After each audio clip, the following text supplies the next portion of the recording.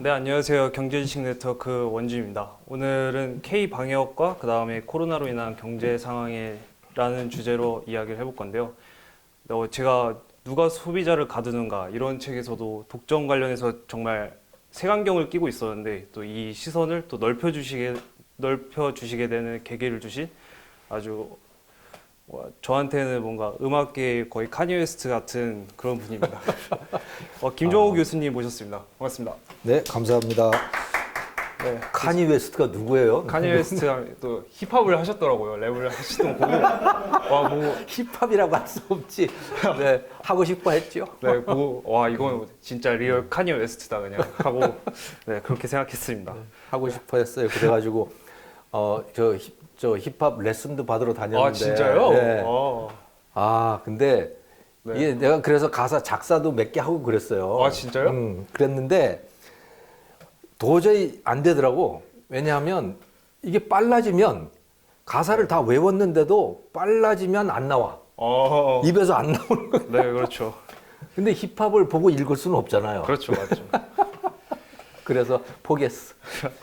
네, 그래서 저희는 K 방역의 실효성을 따지고 그 다음에 이제 코로나로 인해 이제 변화될 경제 구조에 대해서 이야기를 나눠볼까 합니다. 네, 첫 번째로 이제 K 방역이 제대로 되는지에 대해서 묻고 싶습니다. 제대로 되고 있습니까? 잘 안 되고 있다고 봐요, 저는. 왜냐하면 네. 이게 사실은 잘 된다, 안 된다라고 하는 거를 100% 정확하게 판단을 할 수는 없어요. 왜냐하면 바이러스가 눈에 보이는 게 아니라서 그렇죠. 네. 이게 도대체 뭐 방역 때문에 뭐가 이러고 있는 건지 아니면 네. 다른 요인 때문에 지금 우리가 이런 상태에 있는 건지 우리가 엉뚱한 짓을 하고 있는 건지 뭔지를 알 수가 없는 거예요. 바이러스를 볼 수가 없으니까. 그렇죠. 네. 그러니까 방역의 기초 중에 기초는 검사예요. 누가 바이러스를 갖고 있느냐를 일단 확인을 해야 되는 거야. 그렇죠. 근데 지금은 누가 바이러스를 갖고 있는지를 알 수가 없어요. 나도 갖고 있을 수 있는 거고 네. 우리 원준 크루도 가질 수 있는 거고 네. 여기 계신 분들도 그거 갖고 있을 수 있는 거예요. 얼마든지. 근데 대다수는 이게 증상이 없거든. 그렇죠. 네. 대다수는 증상이 없고 증상이라고 하는 건 대부분 이미 기저질환을 갖고 있는 사람들에게 그 기저질환이 확대돼서 나타나는 그럴 경우가 많아요. 그리고 노인들이고 네. 젊은 사람들은 그러니까 기본적으로 증상이 없어.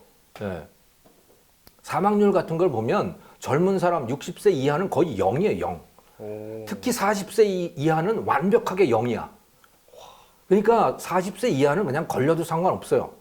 네. 정말 걸려도 상관없는데 다만 자기가 걸려가지고 자기 부모님이나 할아버지 할머니한테 옮길까봐 그게 신경이 쓰이는 거죠. 네. 아무튼 네. 그래요. 그러니까 이 방역이 제대로 됐느냐 안 됐느냐를 알기 위해서는 검사를 많이 해야 돼. 검사를 많이 해야 돼. 네. 그래서 슬로바키아, 덴마크 이런 나라들은 아예 100% 방역으로 가요. 예를 들자면 1000명당 몇 명이 검사를 받았는가라고 하는 숫자에서 10월 말 기준으로 했을 때 덴마크가 856이에요. 네. 네. 근데 슬로바키아 같은 데는 아예 1000명으로 가겠다는 거예요. 1000명당 1000명. 네. 이렇게 가겠다는 거예요. 이제 시작을 했어. 그렇게 가는 네. 걸로. 그러면 누가 걸렸는지를 알 수가 있는 거고 조금 지나고 나면 어디에서 어디로 옮겼는지도 알 수 있는 거고 그걸 추적할 수가 있는 거죠. 그렇죠. 현재는 추적할 수가 없어요. 우리가 추적한다라고 해도 그거는 난센스야. 왜냐하면 지금 누가 걸렸는지를 알 수 없는 상태에서 자, 누구하고 만났는데 그 사람 검사해봐. 그 사람이 감염이 됐나 안 됐나 우린 이걸 추적을 하거든요. 근데 그 사람이 미리 걸려 있을 수도 있었던 거 아니야. 엉뚱한 데서 가서. 네. 나는 근데 우리나라에서 가장 위험한 데가 어디냐? 그것은 9호선 전철의 출퇴근 시간이라고 봐요. 이건 수십만 명이 그걸로 출퇴근을 하고 있는 거고 그건 다닥다닥 붙어 있고 뭐 아무리 마스크를 꼈다고 하더라도 난 100% 거기서 감염될 거라고 봐. 네. 타보면 탈 때마다 그런 느낌이 들어. 그러면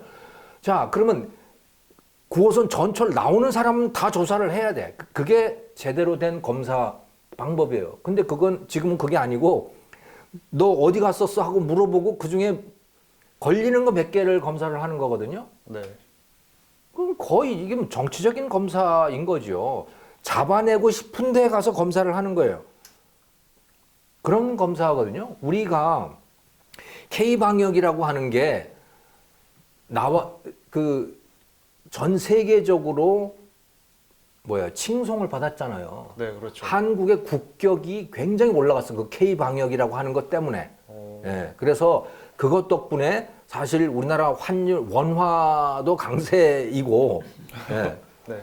뭐, 우리나라 CDS 프리미엄, 즉, 그 국가 부도 확률 같은 것도 굉장히 낮아져 있고 하는데, 여기에 한국의 소위 K방역이라고 하는 것에 대한 국제적인 평가, 이게 굉장히 높은 평가가 상당히 작용을 했다고 봐요, 나는. 근데 그것의 핵심이 뭐였냐면, 검사였어.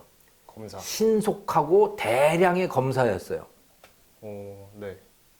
다른 나라는 아무것도 못하고 속수무책인 상황에서 한국은 뭐 드라이브 스루 검사니 그 이전에 우리 사스 검사할 때 그 경험을 살려가지고 굉장히 그야말로 선제적으로 검사를 한 거예요. 네. 그래프를 보더라도 그 2월부터 3월까지 한국은 다른 어떤 나라들보다 검사 숫자가 많아. 한국은 근데 거기서 끝이야.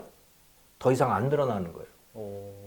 아까 덴마크가 850, 1000명당 850, 슬로바키아는 거의 1000명으로 가고 있다고 그랬잖아요. 한국은 얼마냐면 50명이에요. 일본이 20명이에요. 한국은 50명이야. 미국이 400인가? 그러니까 세계 대부분의 나라들이 다 한국보다 뭐 월등히 많아요. 검사 숫자가. 한국은 검사를 안 하는 거야.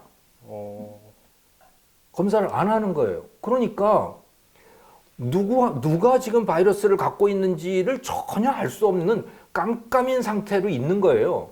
그리고 야 저기 검사해봐. 그러면 거기서 나오지 누군가가. 그렇죠. 그럼 거기가 문제가 되는 거예요. 그러니까 이건 뭐 완전히 그 검사 야 저기 검사해봐.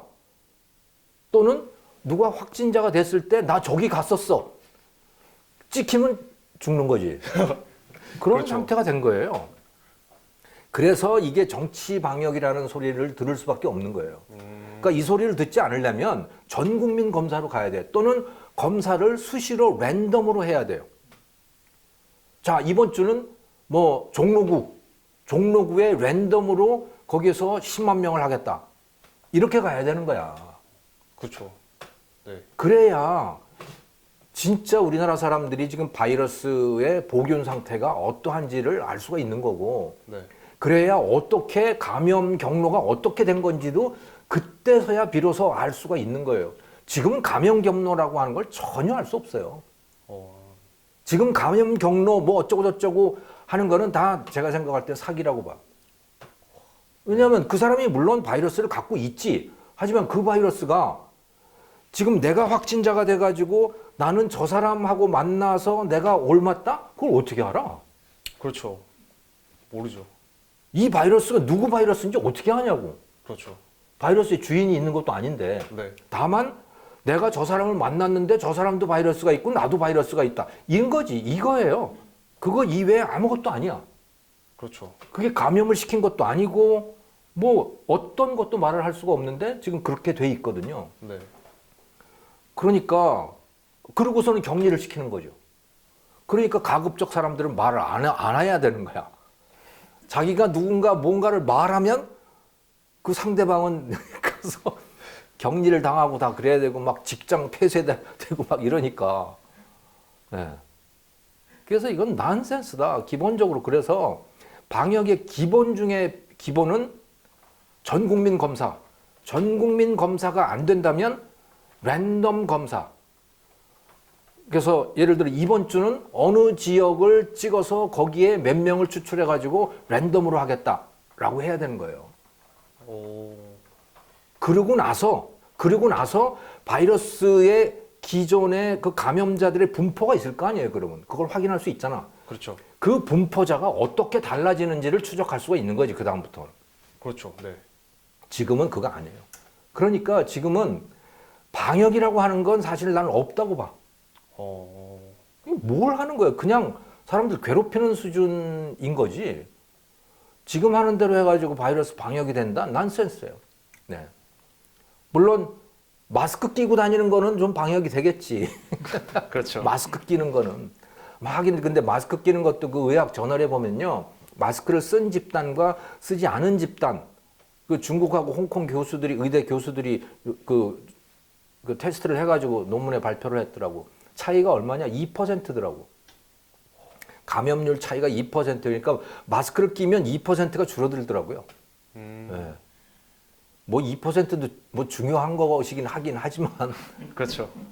사실 그렇게 마스크 썼다고 해가지고 안심할 그런 건 전혀 아닌 거예요. 그러니까 특히 9호선 출퇴근 전철역에서 마스크 꼈다고 해서 뭐 안 된다? 난센스야. 진짜 난센스. 근데 뭐 거기는 누구도 검사하지 않더라고. 가장 위험한 곳이고 가장 확률이 높은 곳인데 거기 전혀 안 해. 그리고서 엉뚱하게 야외 8.15 집회하는데 거기도 뭐 비 오는데 무슨 감염이 돼 거기서. 비 오는데 어떻게 비말이 거길 날아다닌단 말이야. 그것도 그 사람들도 다 마스크 끼고 밖에 야외에 있는데. 아무튼 그래요. 아까 교수님이 말씀해 주신 것처럼 이렇게 랜덤으로 지역을 정해가지고 네. 하는 검사하는 방법, 와, 저 이것도 정말 진짜 카니 웨스트구나 느꼈습니다. 우리나라 지금 코로나에 쓸 돈 있으면요. 네. 5천만 전원 다 검사할 수 있어요. 아, 진짜요? 네. 와. 전원 다 검사할 수 있고 특히 최근에는 그 NBA라고 알죠? 미국 농구. 그렇죠, 알죠. 네, 농구 선수들을 위한 그 검사 시약이 나왔어요. 그래서 경기하기 전에 침을 뱉어서 네. 그 타액을 가지고 검사를 하는 거예요. 그리고 아주 빠른 시간 안에 그러니까 경기 시작 전에 테스트를 할 수 있을 정도니까 네, 좋네요. 굉장히 좋은 거죠. 그러니까 이런 것을 도입을 하면 제가 생각할 때는 거의 우리가 건물이나 식당 들어갈 때 체온 측정하듯이 검사할 수 있어. 와, 예. 진짜 획기적이네요. 예, 그렇게 해야 돼요. 그거를 해야 되는 거예요. 마스크 쓰라고 할 게 아니고 학교 문 닫을 게 아니고 검사를 해야 되는 거야. 근데 검사 때문에 검사를 잘한다고 해가지고 소위 K방역이라고 해서 우리 한국의 트레이드 마크가 생겼잖아. 생기고 난 다음에 전혀 안 해요. 이젠 꼴찌야, 그게. 이거 너무하네요, 진짜. 근데 그게 드러나게 되면 네. 전 국민 검사를 해서 또는 랜덤 검사를 해가지고 코로나의 보균 상태가 드러나게 되면 그다음부터는 지금과 전혀 다른 방법일 거예요. 그렇죠. 지금 같은 방식으로는 되는 게 아닌 거예요. 그 다음으로 이번에는 이제 한국의 백신 확보 진행 상황에서 한번 네. 물어볼까 합니다. 우리 일본 얘기 그거는 넘어가나? 일본 얘기 거 그러면 하겠습니다. 원래 질문지에 있었잖아. 죄송해요. 그래서 근데 일본 얘기는 좀 할 필요가 있어요. 네. 네. 근데 그 일본 이야기 하면 시청자들 중에서 야, 그런 것까지 일본에 갖다 대냐? 꼭 일본에 갖다 대야 되는 거야? 라고 아마 댓글 다시는 분들이 계실 거예요. 네. 미리 말씀을 드리는 거예요. 근데 굳이 그래야 되는 거예요. 왜? 일본은 아무것도 안 하거든. 일본은 스웨덴만큼이나 코로나에 대해서 아무것도 안 해요. 일부러 검사도 안 했었고, 처음에는. 와, 네. 왜냐면 올림픽 한다고. 그렇구나. 네. 올림픽 때문이었구나. 네. 그래서 정부에서 일부러 쉬쉬하고 일부러 아무것도 안 했어요. 그러면 네. 창고를 해야 될 거 아니야. 일본에는 코로나가. 그렇죠. 그런데요. 아니에요. 사망자 숫자를 보면요. 네. 9월 20일경인데 사망자 숫자를 보면 일본이 1,500명이에요. 한국은 380명이었어요, 그때. 그래서 일본이 3.9배가 많아, 우리나라보다. 네. 일본이 3.9배가 많은데 일본의 인구가 우리보다 2.5배가 많아요. 그렇죠. 그러니까 비율로 보면 한국보다 조금 더 사망자 숫자가 많죠. 네. 저는 확진자라고 하는 거는 비교하고 싶지 않아요. 네. 왜냐하면 확진자는 진짜 의미가 없어. 검사를 많이 하면 많이 나오는 거고 조금 하면 조금 나오는 것이기 때문에 맞는 말씀이시죠. 일본도 거의 검사를 안 하는 나라고 한국도 거의 검사를 안 하는 나라에서 확진자라고 하는 건 진짜 의미가 없다, 이거는. 진짜 중요한 것은 누가 죽었느냐라고 하는 것이죠. 죽은 걸 숨길 수는 없으니까. 그렇죠. 네. 죽었는데 죽었을 경우는 사망의 원인을 뭐 밝힐 수밖에 없잖아요. 그래서 아마 죽은 사람이 코로나 때문에 죽었다라고 판정을 하면 그건 정확성이 꽤 높을 거라고 봐요. 네. 자, 근데 일본은 1,500명, 한국은 380명이 죽었어요. 근데 일본은 한국보다 2.5배 인구가 많아요. 네. 한국은 5천만이고 거긴 1억 3천인가? 뭐 그렇잖아요. 자, 인구 2.5배인데 사망자 숫자가 3.9배니까 사망자가 더 많죠. 네, 그렇죠. 그런데요, 우리가 따져봐야 될 건 뭐냐면 어떤 사람이 죽느냐는 거예요. 코로나 사망자는 95%가 60세 이상이에요. 60세 이상인 사람만 다 죽어. 그러니까 여기서 걸린다고 하더라도 나만 죽는 거예요. 아닙니다. 나만 죽을 확률이 있는 거지 나머지 분들은 절대로 이건 독감보다 못한 거예요. 전염성은 매우 강하지만 그 독성이라고 하는 거 독성으로 표현한다면 네. 그건 독감보다도 못한 거예요. 정은경 청장이 그랬잖아요. 독감으로 1년에 3,000명 죽는다고. 그런데 코로나로 몇 명 죽였어. 네. 그러니까 자, 근데 아무튼 죽는 게 중요하단 말이에요. 근데 60세 이상이 95%가 죽어요. 그러니까 60세 이상을 따져봐야 되는 거야. 네. 자, 근데 그거는 60세 이상이 95%가 죽는다는 거는 일본이나 한국이나 똑같아요. 네. 똑같아, 그거는. 예. 그 비율을 내보면 완전히 똑같아요. 자, 그런데 60세 이상 인구가 일본은 4,200만 명이에요. 한국은 1,030만 명이에요. 일본이 한국보다 4.1배 정도 60세 이상 인구가 많아. 네. 그런데 사망자는 3.9배가 많아요, 일본이. 네.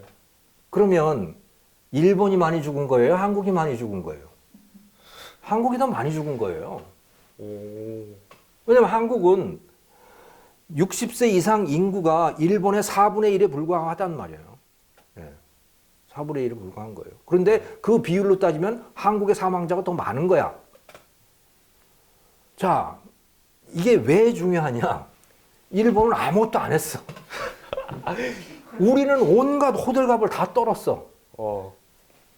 근데 사망자는 우리가 더 많아. 그러네요, 진짜. 네. 그 뭐예요? 뭐야 도대체? 제대로 한 건지 진짜 정말 의문이 들 정도로. 그런데 네. 또 우리가 주목해 봐야 될 것은 서양과 그러니까 백인들과 아시아인들이에요. 아시아 인종과 이 백인종 사이의 차이인데 네. 100만 명당 사망자 숫자로 하면요. 스페인, 미국, 포르투갈, 또 프랑스 뭐 이런 나라들 있잖아요. 네. 이 서유럽 국가들. 네. 이 나라들은 100만 명당 500에서 700명이 사망을 했어요. 500에서 700명. 네. 그 중에서 가장 작은 나라가 독일인데 160명인가 그래. 100만 명당. 근데 대개는 500에서 700명 사이예요. 네. 근데 한국이 얼마가 죽었냐면 100만 명당 9명이 죽었어요.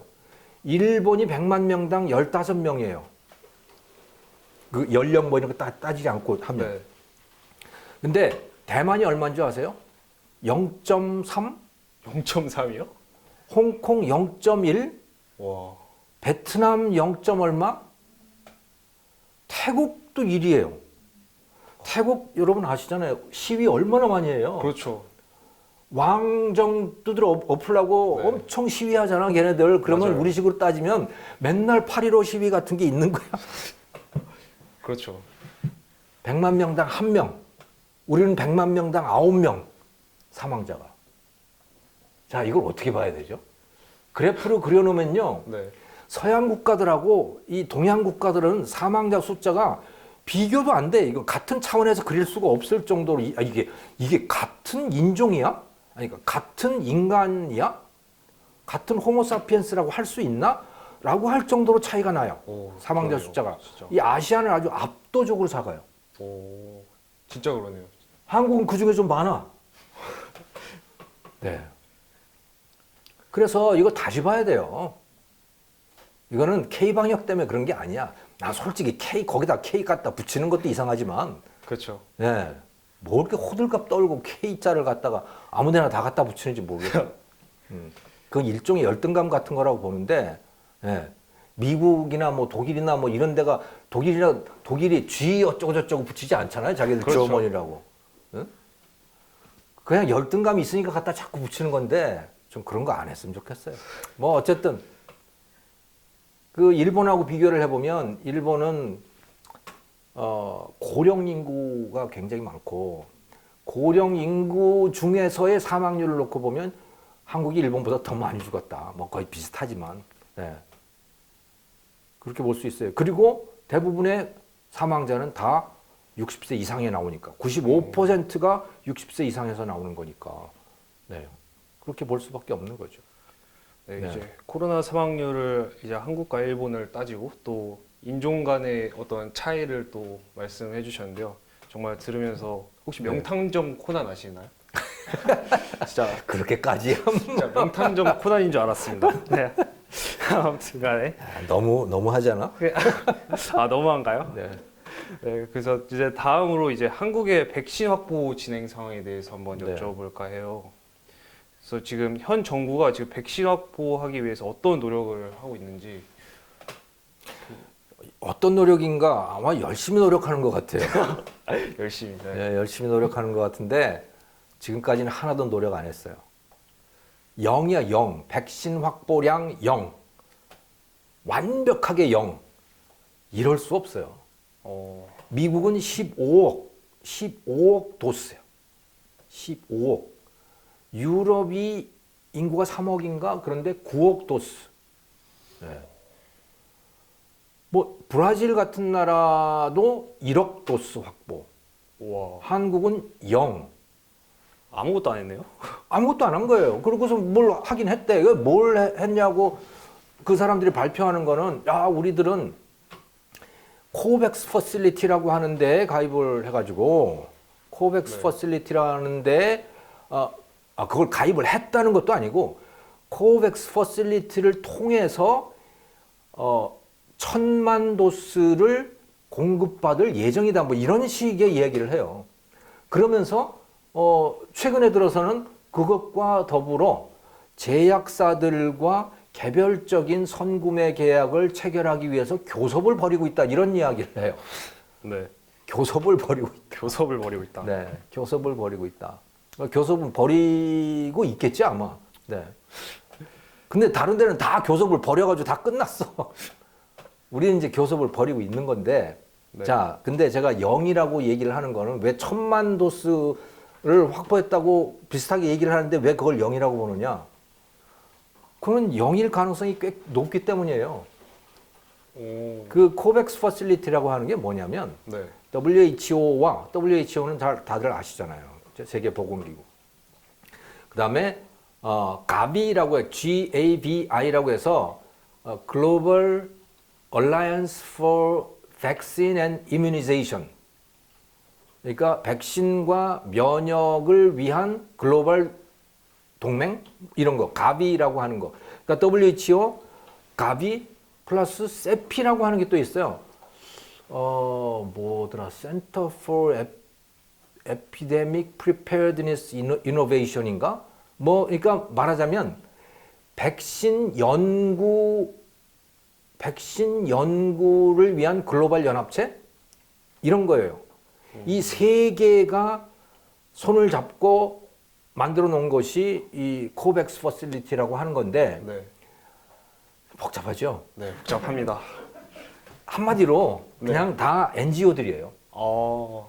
NGO들끼리 모여가지고 이름이 복잡한 NGO들이야. 그러니까. 아우, 머리 그리고 굉장히 학력이 높은 사람들이 만들어 놓은 NGO고. 그래서 그들이 쓰는 말을 보면 도대체 무슨 말인지 알아들을 수가 없어. 네. 자, 그래서 코백스라고 하는 거를 만들었는데 코백스가 뭐냐면 야, 돈 있는 애들 돈 좀 내. 그러면 그 가난한 나라들 많잖아. 그렇죠. 그 가난한 나라들 공짜로 좀 백신 좀 주게. 네. 돈 있는 나라가 돈 좀 내. 뭐야 이게? 네. 그거예요. 코백스가 아. 정확히 그거예요. 왜 가입을 했을까요? 근데 거기에 가입을 하면 네. 가입 국가한테 인구의 20%까지, 그러니까 2011년 말인가 2012년 말까지 인구의 20%만큼 백신을 공급해 주겠다는 거예요. 돈을 냈던 돈을 내지 않든. 그럼 와, 좀 아닌데 이거. 돈을 내는 나라가, 돈을 안 내는 나라가 92개국이고, 돈 안 내는 나라 92개국. 필리핀 같은 데 안 내요. 네. 인도네시아도 아마 안 낼걸? 돈 내는 나라가 80개국인가 그렇대. 그 네. 한국도 거기에 들어가 있는 거예요. 돈 내는 나라에. 네. 근데 돈을 냈는지 안 냈는지는 모르겠어요. 네. 정확히 가입을 했는지 안 했는지도 알 수가 없어요. 네. 그것도 잘 안 밝혀요. 그 코백스라는 데서. 네. 어쨌든 돈은 어느 정도는 확보는 한 것 같아. 네, 확보는 한 것 같은데 그래서 그 코백스라고 하는 데가 코백스도 백신을 사와야 되거든. 그렇죠. 제약사에서 백신을 사야 되는 거예요. 네. 지금까지 알려진 바로는 코백스가 선구매 계약을 체결한 제약사는 아스트라제네카 하나예요. 오. 다른 데하고도 선구매 계약을 했다고 말은 하는데 밝히지는 않고 있어. 그러니까 했는지 안 했는지 몰라. 기본적으로 이건 NGO예요. 네. 정부도 아니고 그냥 NGO야. 그러니까 NGO를 어떻게 믿어요? 그렇죠. 그 돈 안 내면 끝이야. 한국도 돈 안 내면 끝이에요. 그렇죠. 그러면 거기도 돈 없는 거야. 네. 그래가지고 WHO 그 사무총장이 제발 돈 좀 내라고 막 호소하고 그러고 있어요 지금. 네. 제발 돈 좀 내라. 자, 그러니까 이 정신이 바로 박힌 사람들 같으면 돈 있는 나라에서는 네. 그걸 믿고 있을 수가 없잖아요. 그렇죠. 그게 언제 될지 알 수도 없는 거고. 그렇죠. 걔들도 저 돈 있는 나라들이 돈 안 내면 걔들도 그야말로 빈털털인데 그걸 어떻게 믿고 있냐고. 그렇죠. 네. 자, 그러니 돈 있는 나라들은 다 어떻게 하겠냐. 다 자기가 개별적으로 다 계약을 하죠. 네, 맞습니다. 그래서 아까 얘기했던 미국이 15억 도스를 선구매했다는 건 다 개별적으로 다 계약을 한 거예요. 네. 그리고 그 계약 물량이 네. 올해 말부터 생산되리라고 예상되는 백신의 총량을 훨씬 뛰어넘어 있어요. 선구매 계약들이. 그렇죠. 그러니까 선구매한 것만 줘도 모자라 지금. 한 1년 동안은 최소한. 네. 그런데 한국이 코백스를 통해서 1,000만 도스를 공급을 받고 그 다음에 개별적인 계약을 통해서 선구매 계약을 체결한다? 글쎄 뭐 구체적으로 무슨 일이 오가는지는 알 수 없지만 네. 상식적으로 생각을 해보면 2021년 말까지는 못 구한다고 봐요. 와. 모르지. 혹시라도 이건 진짜 알 수 없는 일인데 네. 이 비즈니스 내부에서 어떤 일들이 돌아가는지 네. 우리나라의 SK 바이오사이언스라고 하는 데가 네. 아스트라제네카 백신, 아스트라제네카라고 하는 게 지금 가장 빠른 백신 중에 하나거든요. 네. 이게 이제 화이자 백신하고 모더나 백신, 또 아스트라제네카 백신, 이런 것들이 지금 그 3상 거의 막바지 단계에 가 있고, 이제 뭐 긴급 사용 승인이 날 수도 있는 그런 백신들인데 그 중에 아스트라제네카의 위탁 생산, 네. 위탁 생산을 우리나라의 SK 바이오사이언스 안동 공장에서 그걸 한다고 알려져 있어요. 네. 예. 자, 근데 어쨌든 거기서 생산되는 그 백신은 아스트라제네카 거야. 그건 분명히. 근데 한국에서 생산이 되기 때문에 한국인들을 위해서 뭘 좀 빼줄 수 있다. 이게 될는지 안 될는지는 몰라요. 그렇죠. 모르죠. 숟가락을 갖다 얹을 수 있을지 없을지는 모르는 일이야. 그건 어쨌든 간에 아스트라제네카 거니까. 네. 네. 근데 아스트라제네카는 코백스가 선구매 계약을 체결을 한대요. 또. 네. 자, 그러니 코백스에다가 아스트라제네카 백신을 주기도 바쁠 텐데 그거를 한국 정부에서 숟갈을 추가로 얹어가지고 가져올 수 있다? 모르겠어요. 되는지 안 되는지. 정말 진짜 불안하게 대처하고 있네요. 근데 다른 가능성이 있어. 무슨 가능성이? 러시아 백신, 중국 백신. 이거는 굉장히 가능성이 높아요. 그렇구나. 왜냐하면 그거는 누구도 선구매 계약을 안 하고 있거든. 그렇죠. 그건 진짜 가능성이 있겠네요. 무섭잖아. 그렇죠, 무섭죠. 네. 어떻게 될지 무섭잖아. 네. 그건 상상도 하기 전에 막 사용 승인이 나고 그래요. 러시아하고 푸틴이 막 선전하고 하는 백신은 일상 때 사용 승인이 났어. 진짜 불안한 백신들이에요, 진짜. 이제 그래서 한국의 이제 백신 확보 상황이 정말 이렇게 불안하다는 것을 네. 정확하게 알려주시니 감사합니다. 맞습니다. 자, 이제 마지막으로 마지막 주제인 이제 코로나로 인한 경제 상황이 이제 변화한다라고 제가 네. 김종호 교수님이 쓰신 어떤 칼럼에서 한번 봤거든요. 그래서 네. 이 코로나로 이 경제 구조가 어떻게 변하냐에 대해서 보고 싶습니다. 제일 큰 변화는요. 네. 제일 큰 변화고 눈에 띄는 변화는 실물과 자산이 따로 논다라고 하는 거예요. 실물과 자산이 따로 온다. 네. 공장은 잘 안 들어가고 물건도 잘 안 팔리는데 주가는 올라가. 그거는 느낄 수 있죠. 네. 네, 주식 투자 안 하니까 못 느끼나? 주가 뭐 거의 최고 수준까지 올라가 있어요. 그거는 한국뿐만이 아니고 전 세계가 다 그래. 네. 그런데 실물은 네. 그러니까 공장 가동률이라든가 무슨 뭐 가게 가게 매출이라든가 뭐 이런 거는 전부 다 다운돼 있잖아요. 성장률도 마이너스고 그렇죠. 막 그래요. 네. 그러면 당연히 주가도 떨어지는 게 맞죠. 왜냐하면 그렇죠, 맞죠. 주가라고 하는 거는 기업의 수익성을 반영을 하는 거니까. 네. 그런데 주가 엄청 높고 금값도 엄청 높고 이 자산 가격은 다 엄청난 수준에 올라와 있는 거예요. 이거 네. 완전히 괴리가 돼 있어요. 이거지. 네. 이유가 뭐냐? 이유가 돈을 풀어서 그런 거예요. 돈을 풀어서. 네. 어느 나라나 네.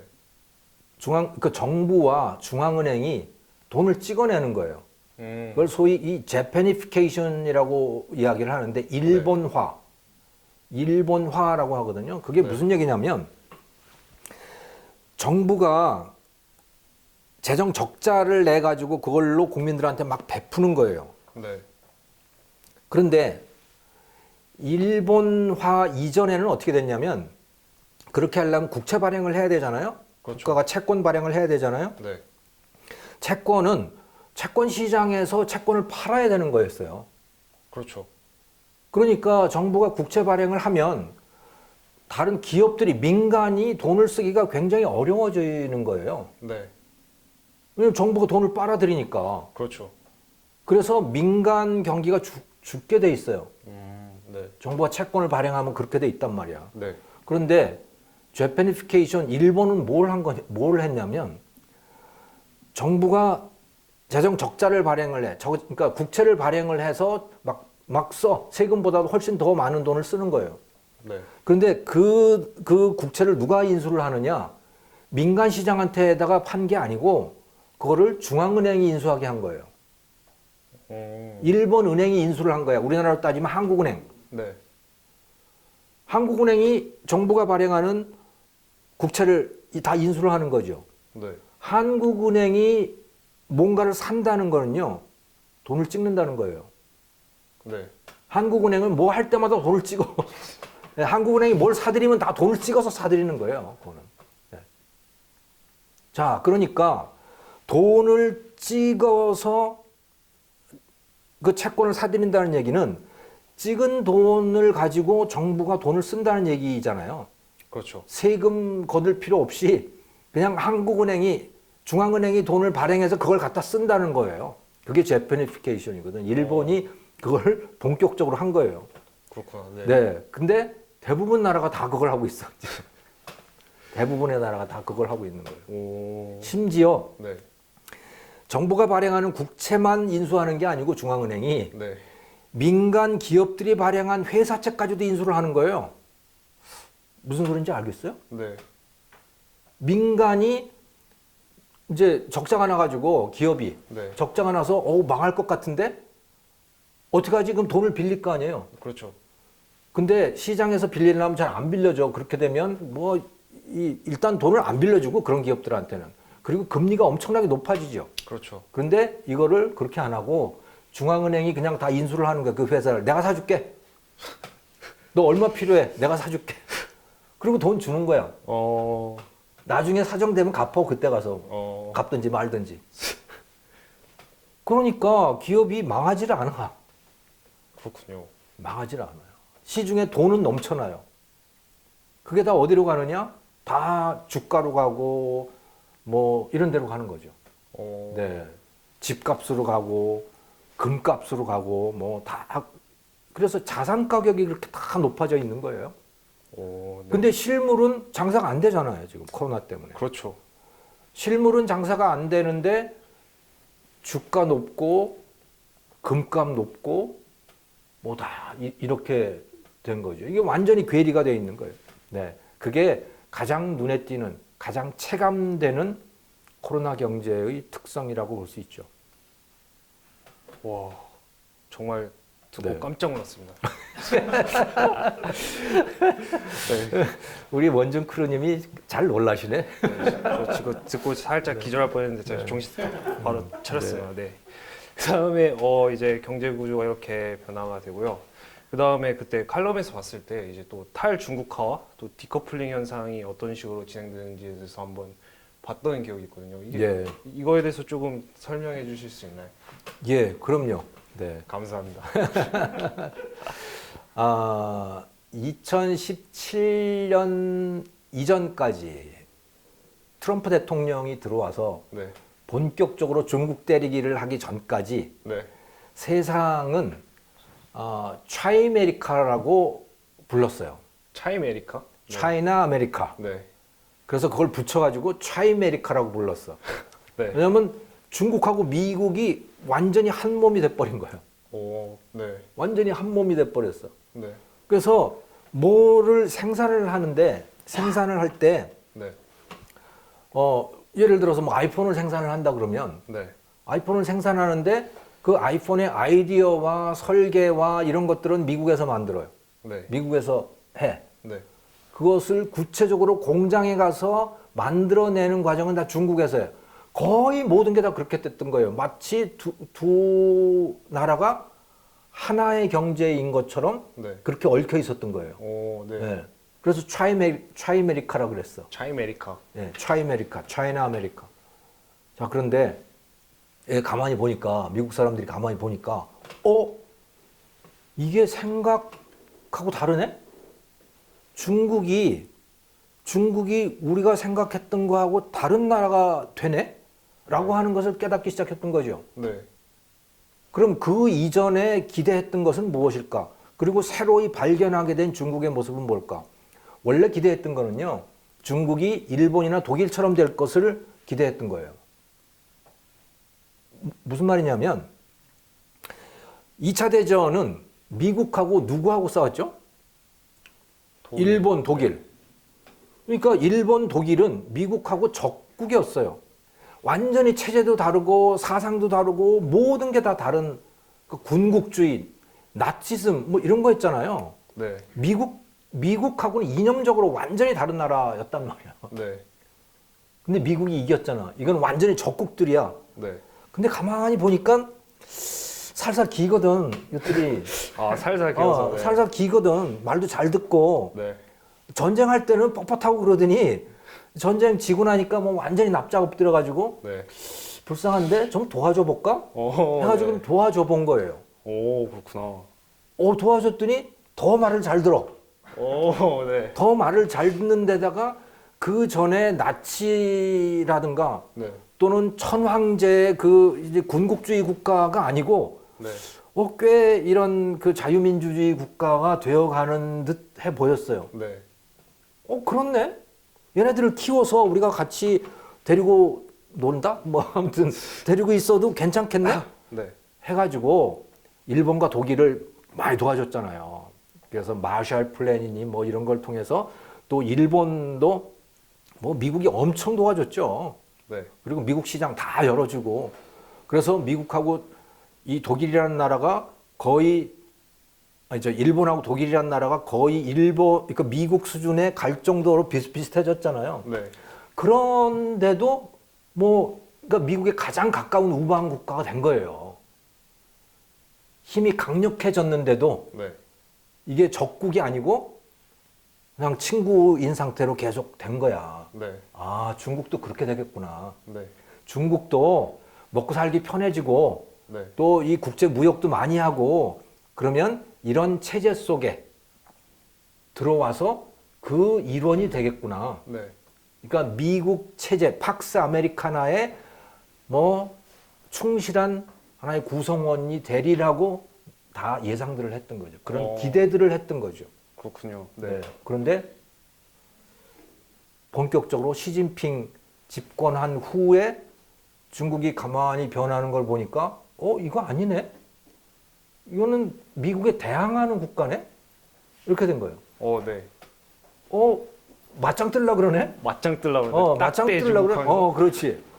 맞짱 뜨려고 그러네? 거기다가 조금 있으면 이거 우리보다 더 세질 수도 있겠는데? 네.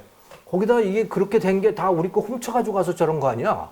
네. 우리가 자본 대주고 우리가 기술 대주고 다 안 대주는 거 저들이 훔쳐가고 네. 그래가지고 저렇게 된 건데 그래 놓고선 우리한테 덤빈단 말이야? 이렇게 된 거지. 그래서 트럼프가 본격적으로 이제 거기다가 관세를 매기기 시작했잖아요. 그렇죠. 네.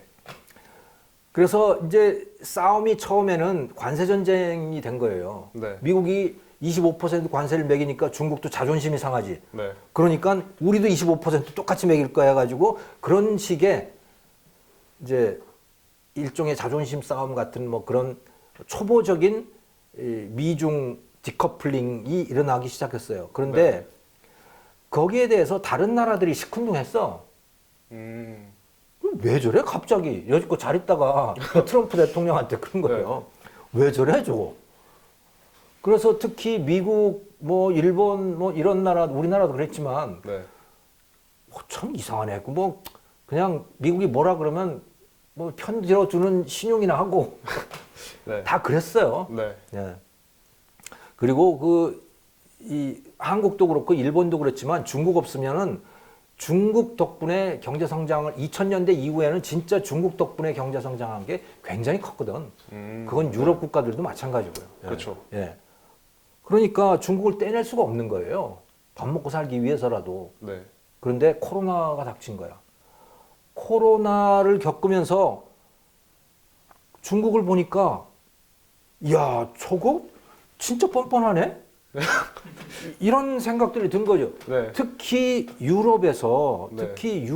아주 결정적이었던 거는요. 유럽이 뭐 그 초기에 그 코로나가 굉장히 심했잖아요. 네. 그런데 유럽 국가들이 어떻게 했냐면 12월 달에 우한에서 코로나가 터졌을 때 네. 유럽 국가들이 의료기기들을 중국에다가 보내줬어요. 도와줬어. 그런데 시진핑이 중국 공산당이 그러니까 유럽 국가들한테 그 EU에게 그러니까 네. 이거 줬다는 얘기 좀 하지 마라. 네. 체면이 있으니까 네. 그냥 주기만 하고 말은 하지 마라 이렇게 하는 거예요. 그 EU는 그렇게 했죠. 네. 말을 안 했어. 그런데 유럽에서 이탈리아에서도 터지고 뭐 그냥 스페인에서도 그러고 그러니까 그런데 중국은 어떡하냐? 그 마스크 들고 와가지고서는 온갖 폼을 다 잡고 사진 찍고 야단 법석이 난 거야. 네. 그걸 가지고 이렇게 생색을 내는 거야. 소위 마스크 외교라고 하는 거를 하는 거야. 중국이. 네. 유럽이 보고 이게 뭐야 얘네들. 그래서 완전히 다시 보게 된 거예요. 그렇구나. 그래서 네. 그렇구나. 그러면서 저 중국이라는 나라는 믿을 만한 조금 못 믿을 나라구나라고 하는 것을 여러 각도에서 파악을 하기 시작한 거죠. 그래서 본격적으로 이제 미국이 중국을 때리는데 네. 유럽도 이제 합세를 최소한 해서. 네. 심정적으로는 합세를 하기 시작한 거예요. 그렇구나. 네. 심정적으로 합세를 하기 시작한 거예요. 그런데 그러다가 미국에서 이제 코로나 사태가 심해지고 그러다 보니까 트럼프 대통령이 이거는 차이나 바이러스라고 그러고 CCP 바이러스라고 그러잖아요. CCP라고 하는 게 Chinese Communist Party거든. 중국 공산당. 네. 이건 중공 바이러스야. 이렇게 대놓고 아예 부르기 시작했잖아요. 그러면서 본격적으로 중국을 이제 적처럼 대하기 시작했어요. 예전에는 일종의 뭐 경쟁자로 네. 봤었는데 그 네. 관세 정쟁 할 때도 네. 코로나를 겪으면서 또 미국의 코로나 사태가 굉장히 심해지면서 네. 그러면서 중국은 미국의 적이다. adversary 또는 enemy 이런 개념으로 전환이 되기 시작했던 거고요. 네. 그래서 이 아시아 지역에서 이제 본격적으로 이제 우방들을 네. 그러니까 미국도 동맹을 챙기기 시작했지. 네. 트럼프에게는 동맹이라는 건 존재하지 않아요. 맞아요. 저도 그렇게 느낍니다. 네, 동맹이라는 건 없었어요. 그런데 그러다 보니까 중국을 막을 수가 없는 거야. 네. 미국 혼자서 막으려고 했더니 오히려 중국이 미국의 동맹국들을 가서 포섭을 하고 앉았는 거라. 네. 미국이 손을 끊으니까. 그래서 트럼프도 할 수 없이 동맹국들을 챙기기 시작했죠. 그래서 그 쿼드라고 하는 거를 만든 게 쿼드, QUAD라고 하는 거. 이제 4개 나라라고 하는 것인데 미국, 일본, 호주, 인도 이 4나라를 새로운 동맹으로 이제 꿰어가지고 그들이 이제 군사 훈련도 하고 그러면서 중국에 이제 이 군사적으로 대항을 하기 시작한 거고 또 무슨